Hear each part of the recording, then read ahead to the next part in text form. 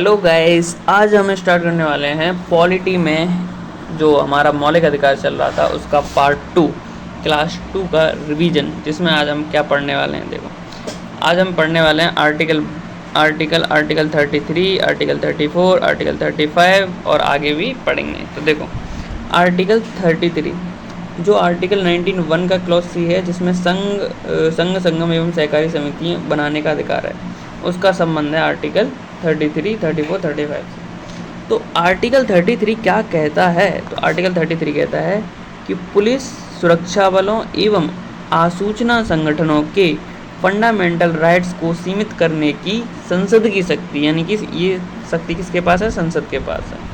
वहीं फिर आर्टिकल 34 क्या कहता है? तो आर्टिकल 34 बात करता है सेना विधि लागू होने की, यानी कि जब सेना विधि लागू होती है उस स्थिति में संसद के पास फंडामेंटल राइट्स को निलंबित करने की शक्ति है। समझे?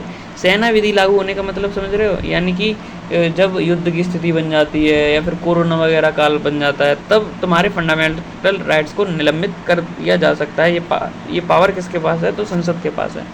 आर्टिकल 34 कहता है।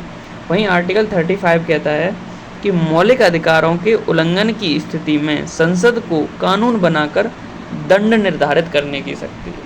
ठीक है? समानता के अधिकार की, जो आर्टिकल 14 से लेकर 18 तक है। तो पहले मैं बता देता हूँ इसमें क्या क्या है, फिर इसको विस्तार से पढ़ेंगे। आर्टिकल 14 में है विधि के समक्ष समानता एवं विधियों का समान संरक्षण। आर्टिकल 15 में धर्म, मूल वंश, जाति, लिंग और जन्म स्थान के आधार पर भेदभाव का प्रतिषेध। आर्टिकल 16 में क्या है? लोक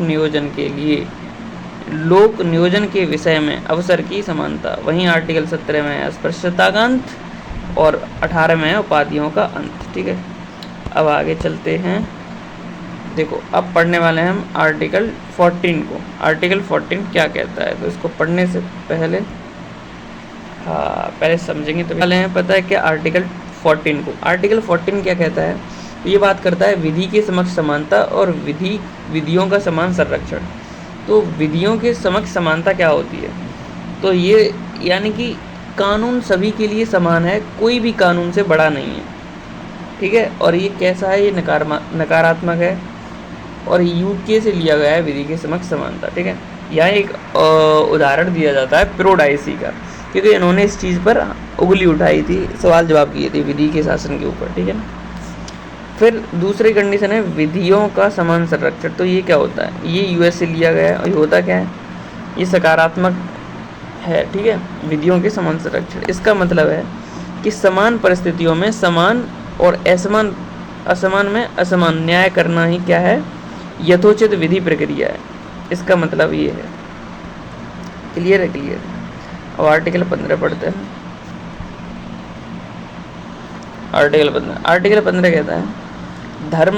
आर्टिकल 15 में क्या है? आर्टिकल 15 में धर्म, मूल वंश, जाति, लिंग और जन्म स्थान, धर्म, मूलवंश, जाति, लिंग और जन्म स्थान के आधार पर भेदभाव का प्रतिषेध है। ये कहता है आर्टिकल 15।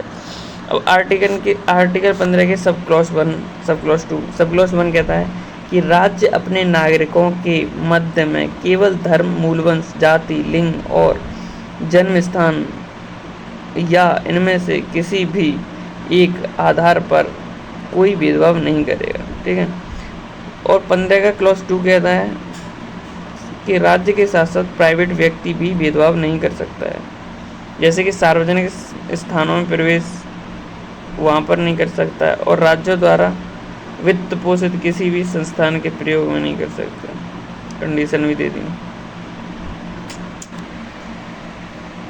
पहले समझ और पढ़, पहले खुद से पूछ। आर्टिकल 15 क्या कहता है? आर्टिकल 15 कहता है धर्म, जाति, लिंग, धर्म, मूलवंश, जाति, लिंग, जन्म स्थान के आधार पर भेदभाव नहीं किया जाएगा। आर्टिकल 15 कहता है।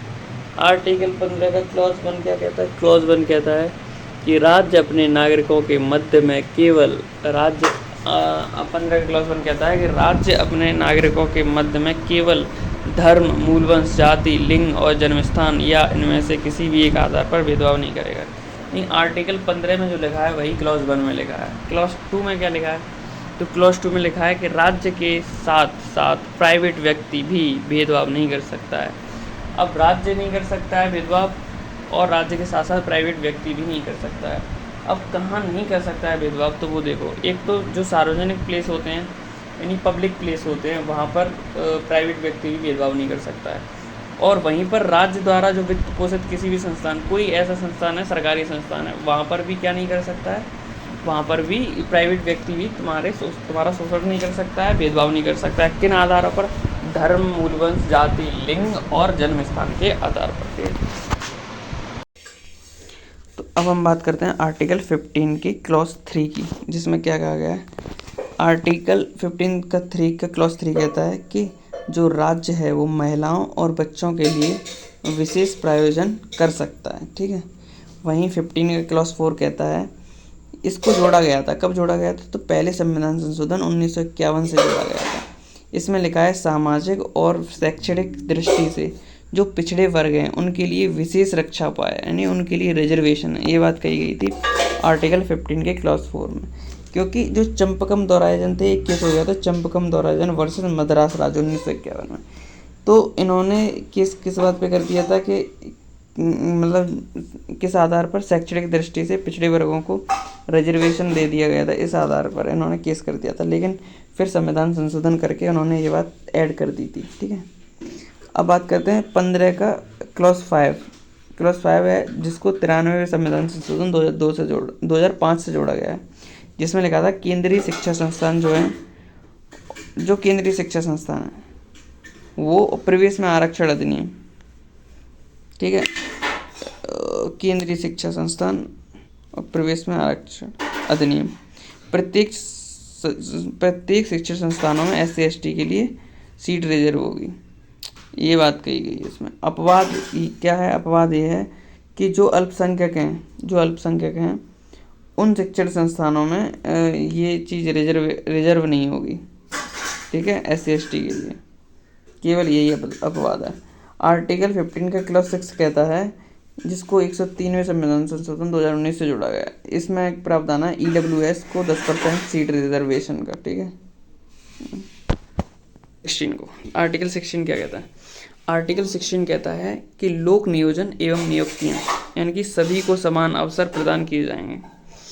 जैसे कि 16 का क्लॉज 2 क्या कहता है?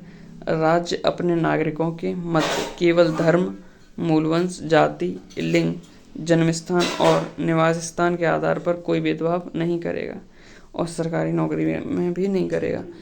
लेकिन 16 का क्लॉज 3 है जिसमें अपवाद है, जो राज्य है वो निवास स्थान संबंधी शर्त लगा सकता है, जैसे डोमिसाइल मांग लेगा तुम्हें, ऐसी चीज़ें। और 16 का क्लॉज 4 कहता है सरकारी नौकरियों में आरक्षण यानी कि SC/ST OBC के लिए, ठीक है। फिर अब बात करते हैं हम क्लॉज 16 की क्लॉज 5 की, जिसमें कहा गया है कि धार्मिक संस्थान जो सरकार द्वारा वित्त पोषित है उसमें उसी धर्म के व्यक्ति को नियुक्त किया जा सकता है, ठीक है। और 16 का क्लॉज 6 कहता है 103वें संविधान संशोधन 2019 से इसको जोड़ा गया, जिसमें है EWS यानी इकोनॉमिक वीकर सेक्शन, इनके लिए 10% रिजर्वेशन है, ठीक है। आर्टिकल 17 क्या कहता है? अस्पृश्यता का अंत यानी कि अनटचेबिलिटी। और आर्टिकल 18 कहता है उपाधियों का अंत। उपाधियों का यानी 18 का क्लॉज 1 कहता है विद्या और सेना संबंधी सम्मान दे सकता है राज्य, लेकिन कोई उपाधि नहीं दे सकता। प्राइवेट व्यक्ति उपाधि दे सकता है। और 18 का क्लॉज 2 कहता है कि भारतीय नागरिक विदेशी राज्य से कोई उपाधि नहीं ले सकता, भारतीय नागरिक बिना राष्ट्रपति या वगैरह की अनुमति के। 18 का क्लॉज 3 कहता है कि विदेशी नागरिक जो कि लाभ के पद पर है तो वो राष्ट्रपति की स्वीकृति से ही कोई उपाधि धारण कर सकता है, ठीक है। वहीं 18 का क्लॉज 4 कहता है कि भारतीय विदेशी हो और लाभ के पद पर हो तो पद का सम्मान पुरस्कार ले सकता है, लेकिन राष्ट्रपति की स्वीकृति पर, ठीक है। क्लियर। तो ये क्लास यहीं समाप्त होती है, नेक्स्ट अगले में करेंगे।